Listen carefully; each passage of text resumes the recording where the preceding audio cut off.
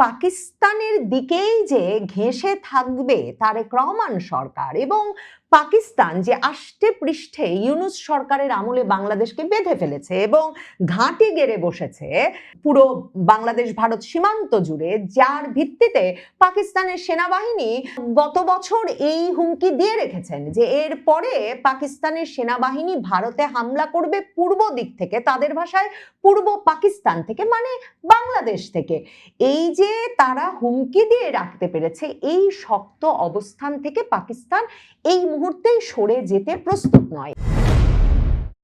হঠাৎ করে এক জরুরি সফরে খুবই অল্প সময়ের মধ্যে সিদ্ধান্ত নিয়ে বাংলাদেশ সফরে এসেছেন পাকিস্তানের স্বরাষ্ট্রমন্ত্রী মহসিন নাকভি। পাকিস্তানের স্বরাষ্ট্রমন্ত্রী মহসিন নাকভি পাকিস্তানের ক্রিকেট বোর্ডেরও প্রধান এবং তিনি এশিয়ান ক্রিকেট কাউন্সিলের সভাপতির দায়িত্ব পালন করছেন। পাকিস্তান বাংলাদেশের মধ্যে যখন এই টেস্ট চলছে, তখন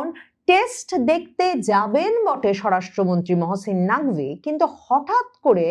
এমন সিদ্ধান্ত নিয়ে তিনি এরকম একটা সময়ে কেন বাংলাদেশ চলে এলেন তা নিয়ে ভারতে বড় ধরনের অস্বস্তি তৈরি হয়েছে। এমনকি বাংলাদেশের অনেক নিরাপত্তা বিশেষজ্ঞ মনে করছেন যে এই সফর শুধুই ক্রিকেট দেখার সফর কিছুতেই হতে পারে না, কারণ 5ই মে হঠাৎ করে পাকিস্তানের কাছ থেকে, পাকিস্তানের তরফে বাংলাদেশের পররাষ্ট্র মন্ত্রণালয়ে পাকিস্তানের স্বরাষ্ট্রমন্ত্রী যে ঢাকা সফর করবেন সে বিষয়ে মন্ত্রীর নিরাপত্তা ও আনুষ্ঠানিক প্রোটোকল নিশ্চিত করার অনুরোধ জানিয়ে ঢাকার পাকিস্তান হাই কমিশন থেকে একটা নোট ভার্বাল পাঠানো হয়। মানে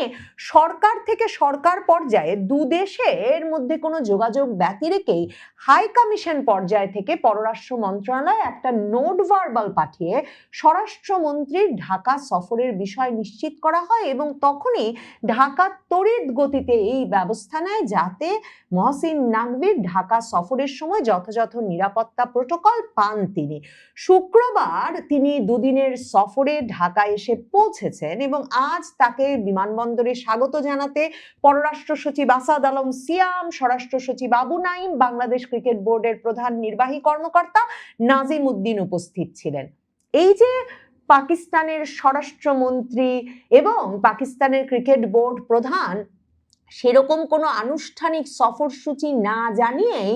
বাংলাদেশ চলে এসেছেন হঠাৎ করে, কিন্তু তার সঙ্গে অন্তত 12 জনের একটা প্রতিনিধি দল আসছে বলে বাংলাদেশের সংবাদ মাধ্যমে খবর বেরিয়েছে। এই 12 জন আসলে কি সংক্রান্ত প্রতিনিধি দলের অংশ? মানে তারা কি ক্রিকেটের প্রতিনিধি দল নাকি তারা স্বরাষ্ট্র মন্ত্রণালয়ের সঙ্গে বৈঠকের প্রতিনিধি দল? এসব নিয়েও ভারতের সংবাদ মাধ্যম এবং কিছুটা বাংলাদেশের সংবাদ মাধ্যমেও আলাপ চলছে।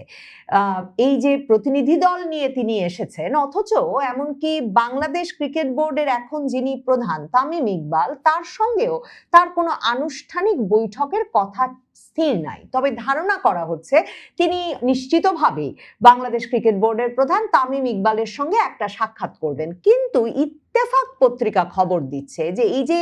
দুদিনের সফরে ঢাকায় আসছেন পাকিস্তানের স্বরাষ্ট্রমন্ত্রী, তার মূল উদ্দেশ্য হচ্ছে তিনি যেহেতু পাকিস্তানের স্বরাষ্ট্র এবং মাদক নিয়ন্ত্রণ বিষয়ক মন্ত্রী, কাজেই এই গুরুত্বপূর্ণ সফরে ঢাকা এসে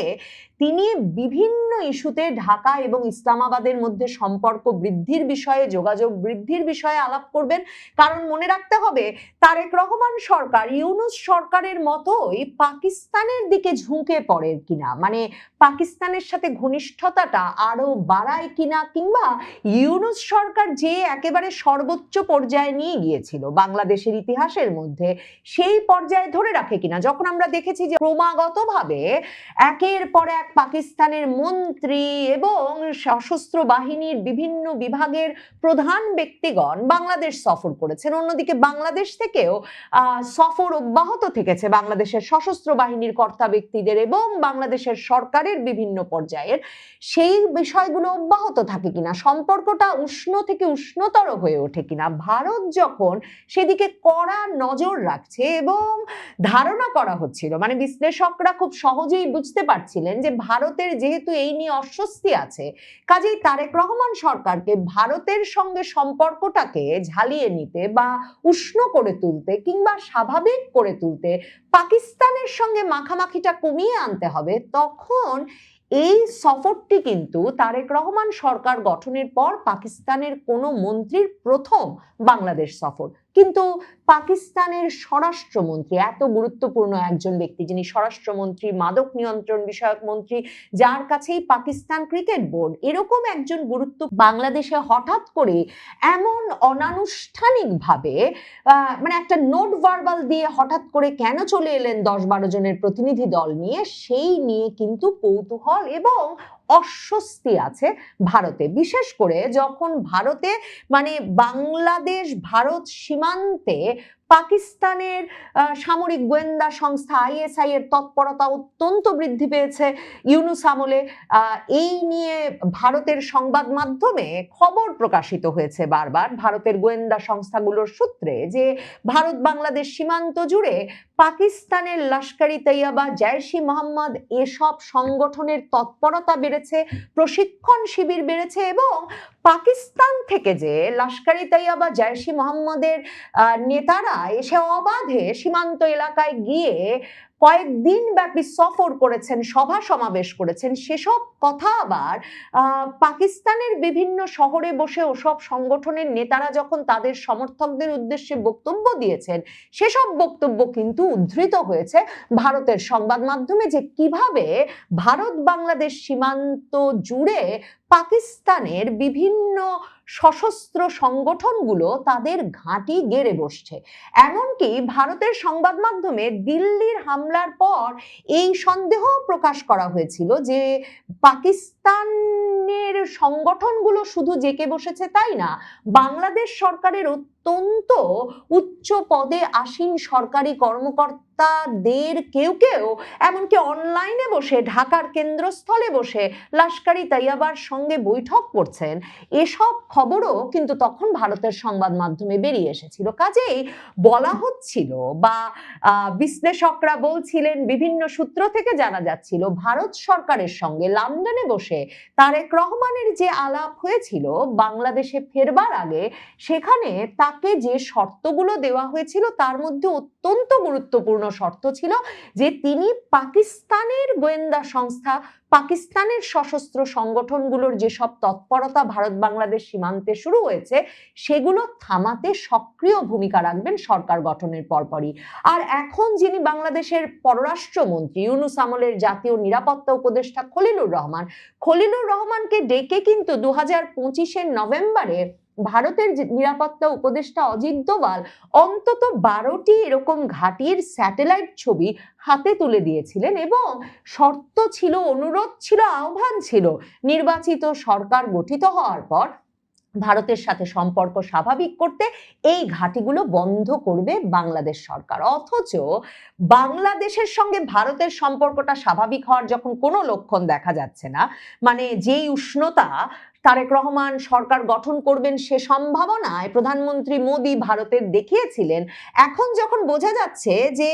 ভারত আর সেই আস্থা বিশ্বাসের সম্পর্ক রাখতে পারছে না, সীমান্তের ওপারে মানে পশ্চিমবঙ্গে বিজেপি বিরাট বিজয় লাভের পরে বিজেপির নেতৃত্ব স্থানীয় ব্যক্তিরা বলছেন যে পাকিস্তানি বাংলাদেশের সরকারটা এখনো পরিচালনা করছে, তখন হঠাৎ করে ভীষণ জরুরি সফরে একেবারে নিজ উদ্যোগে বাংলাদেশে হাজির হয়েছেন পাকিস্তানের স্বরাষ্ট্রমন্ত্রী মহসিন রেজা নাকভি এবং তিনি কি কি বৈঠক করবেন তার মধ্যে ইত্তেফাক বলছে যে স্বরাষ্ট্র মন্ত্রণালয়ের উচ্চপদস্থ কর্মকর্তাদের দেওয়া তথ্য অনুযায়ী তিনি যখন আসবেন তখন তার সঙ্গে তার স্ত্রীও আসবেন এবং এজন্য তাদের স্বাগত জানাতে সব ধরনের আনুষ্ঠানিক প্রোটোকল ও নিরাপত্তা ব্যবস্থা নিশ্চিত করা হয়েছে। এবং ইত্তেফাকও বলছে যে পাকিস্তান হাই কমিশনের পক্ষ থেকে পাঠানো এই চিঠির প্রেক্ষিতেই কিন্তু এই সফরের বিষয়টি বাংলাদেশের স্বরাষ্ট্র মন্ত্রণালয় জানতে পেরেছে। এখন শুক্রবার দুপুরেই হোটেল ইন্টারকন্টিনেন্টাল যেখানে থাকছেন পাকিস্তানের স্বরাষ্ট্রমন্ত্রী, সেখানে বাংলাদেশের স্বরাষ্ট্রমন্ত্রীর সঙ্গে তার একটা বৈঠক হওয়ার কথা, এবং সেই বৈঠকে মূল আলোচ্যই নাকি হবে মাদক চোরাচালান রোধ এবং সন্ত্রাস দমনে একটা গুরুত্বপূর্ণ সমঝোতা স্মারক MOU সই করা,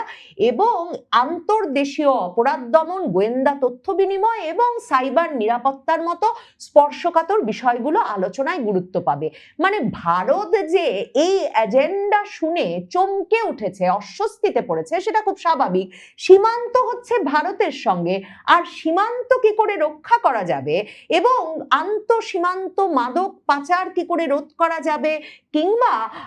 দুদেশের মধ্যে সীমান্ত নিরাপত্তা, আঞ্চলিক নিরাপত্তা জোরদারে কি করে বাংলাদেশ আর পাকিস্তানের মধ্যে সহযোগিতা জোরদার হবে, সেই নিয়ে নাকি আলাপ হচ্ছে পাকিস্তানের স্বরাষ্ট্রমন্ত্রীর সঙ্গে। মানে পাকিস্তানের সঙ্গে তো বাংলাদেশের কোনো সীমান্ত নাই, তাহলে পাকিস্তান বাংলাদেশের কোন সীমান্তে সহযোগিতা জোরদার করবে এবং সেই কোন সীমান্তে নিরাপত্তা জোরদার করতে বাংলাদেশকে সহযোগিতা করবে, এই প্রশ্নগুলো তুলে ভারতের অনেক নিরাপত্তা বিশ্লেষক এবং রাজনৈতিক বিশ্লেষকই মনে করছেন যে এই যে পাকিস্তানের দিকেই যে ঘেঁষে থাকবে তারেক রহমান সরকার, এবং পাকিস্তান যে আষ্টে পৃষ্ঠে ইউনূস সরকারের আমলে বাংলাদেশকে বেঁধে ফেলেছে এবং ঘাঁটি গেড়ে বসেছে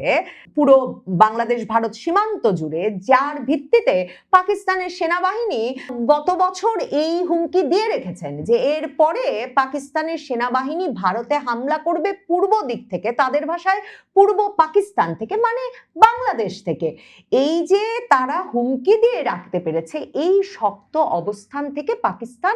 এই মুহূর্তেই সরে যেতে প্রস্তুত নয়, এবং সে কারণেই খুব দ্রুততার সাথে পাকিস্তানের স্বরাষ্ট্রমন্ত্রী একেবারে একরকমের অনানুষ্ঠানিকভাবে তড়িৎ সিদ্ধান্ত নিয়ে বাংলাদেশে চলে এসেছেন পাকিস্তানের সঙ্গে বাংলাদেশের ক্রিকেটের ছুতোয়। কিন্তু ক্রিকেটেও আসলে পাকিস্তানের বাংলাদেশ থেকে বেশ চাওয়া পাওয়ার আছে, কারণ আপনাদের যেমনটা বললাম, উনি তো পাকিস্তান ক্রিকেট বোর্ডের প্রধান, এশিয়ান ক্রিকেট কাউন্সিলের প্রধান। এই মহসিন রেজা নাকভি কিন্তু সেই লোক যিনি আসিফ নজরুলদের মনে ওই আশা তৈরি করেছিলেন যখন বাংলাদেশ সরকার সিদ্ধান্ত নিল যে নিরাপত্তার কারণে বাংলাদেশ ক্রিকেট দল T20 বিশ্বকাপ খেলতে ভারত যাবে না, ভারতকে এবং তারা আন্তর্জাতিক ক্রিকেট সংস্থা ICC কে আহ্বান জানালো যে বাংলাদেশের ক্রিকেট খেলাগুলো যাতে শ্রীলঙ্কায় আয়োজন করা হয় প্রয়োজনে। তখন এই পাকিস্তান ক্রিকেট বোর্ড প্রধান মহসিন রেজা নাকভি কিন্তু আসিফ নজরুলদের মনে আশা তৈরি করেছিলেন যে যদি বাংলাদেশকে ছাড়া বিশ্বকাপ আয়োজনের কথা ভাবে ICC, কিংবা বাংলাদেশের খেলাগুলো যদি শ্রীলঙ্কায় নিয়ে না যায়, তাহলে প্রয়োজনে পাকিস্তানও ক্রিকেট বয়কট করবে, মানে ক্রিকেট বিশ্বকাপ বয়কট করবে T20 বিশ্বকাপে। পরে অবশ্য মহসিন রেজা নাকভি সে কথা রাখেন নাই। পাকিস্তান ক্রিকেট দল ঠিকই সেই T20 বিশ্বকাপ খেলতে গেছে, কিন্তু তখনও পাকিস্তানের তরফে একটা ক্রিকেট বিশ্বের যে রাজনীতি, সেই ক্রিকেট বিশ্বের রাজনীতিতে একটা মেরুকরণের প্রচেষ্টা ছিল। মানে যেহেতু ভারত একরকমের একচ্ছত্র আধিপত্য তাদের আর্থিক শক্তি এবং ক্রীড়া শক্তির কারণে এক্সারসাইজ করে, প্রদর্শন করে এবং উপভোগ করে, যে কোনো ক্রিকেট রাজনীতিতে, বিশ্ব ক্রিকেট রাজনীতির নিয়ন্ত্রক হয়ে উঠেছে ভারত যেসব শক্তির কারণে, সেখানে পাকিস্তান ওই সময়টায় বাংলাদেশকে তার পক্ষে নিয়ে তার দিকেও দল ভারী করার একটা সম্ভাবনা দেখতে পেয়েছিল। কাজেই এই যে বাংলাদেশ ক্রিকেট বোর্ডের নতুন প্রধান তামিম ইকবাল, যাকে ধারণা করা হচ্ছে যে তিনি বিএনপি সরকার ক্ষমতায় থাকলে দীর্ঘ সময় বাংলাদেশ ক্রিকেট বোর্ডের দায়িত্বে থাকবেন, তার উপরে প্রভাব বিস্তার করাও এই সফরের একটা বড় কারণ হতে পারে, কারণ সেটাও পাকিস্তানের জন্য একটা খুব আকর্ষণীয় সম্ভাবনার জায়গা। কাজেই আন্তর্জাতিক প্রেক্ষাপটে বাংলাদেশকে ভারত না পাকিস্তান দলে পাবে, সেটা ক্রিকেটে যেমন গুরুত্বপূর্ণ, তেমনি সীমান্ত নিরাপত্তা রক্ষায় বাংলাদেশ যে এখন পাকিস্তানের সঙ্গে সমঝোতা স্মারক সই করতে যাচ্ছে, সেটা ভারতের জন্য অস্বস্তির কারণ খুব স্বাভাবিকভাবে। কারণ তার মানে বাংলাদেশ ভারত সীমান্তে পাকিস্তানের যে প্রভাব প্রতিপত্তি প্রতিষ্ঠিত হয়েছে, যে উপস্থিতি নিশ্চিত হয়েছে ইউনূস আমলে, সেটা তারেক রহমানের আমলেও অব্যাহত থাকবে এবং একটা বাস্তব আশঙ্কা এবং সম্ভাবনা হয়ে থাকবে ভারতের জন্য, যে পাকিস্তান সেনাবাহিনী সত্যি স্বপ্ন দেখছে যে ভারতের ওপর তারা এর পরের বার পূর্ব দিক থেকে বাংলাদেশের ভেতর থেকে আক্রমণ পরিচালনা করবে।